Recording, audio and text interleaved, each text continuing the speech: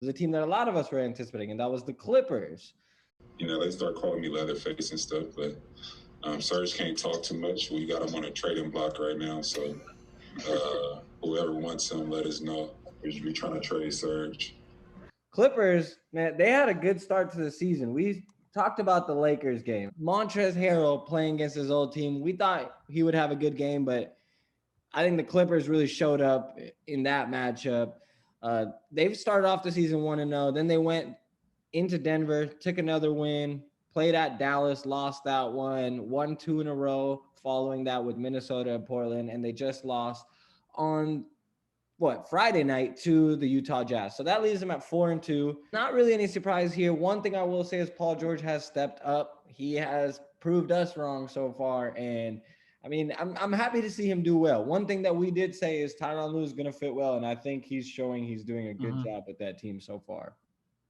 Hey, man, aside from that massive stinker they had against Dallas, I think they've been fine. I think, but I mean, like that Dallas game, people are like, oh my gosh, the Clippers suck. Like it's one of those rare games where like nothing's going to go your way, and that's exactly what happened. I mean, Kawhi was out with that nasty injury to his face.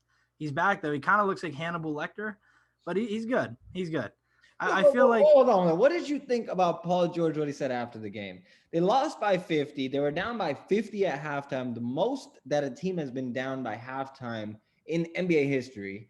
And Paul George says after the game, it's not a big deal. And I think that's what was concerning and a little bit alarming to me, because I'm like, all right, that's one thing to say, yeah, it's not a big deal because it's one game. But the way they lost and to do it without Kawhi Leonard, to me, that kind of shows Paul George's leadership. It's just, how do you say that that's just okay? I get it. It's one game. There's one mentality of that, and that's fine. They proved it. They won the next 2 games. Mm-hmm. I'm good with that. I move on.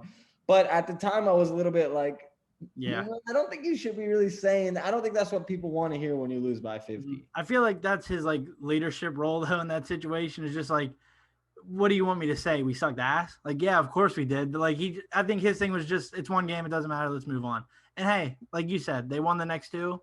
So what you got to do, you got to bounce back. Had they lost the next 2 after that game, then this would be a lot of a different tone right now.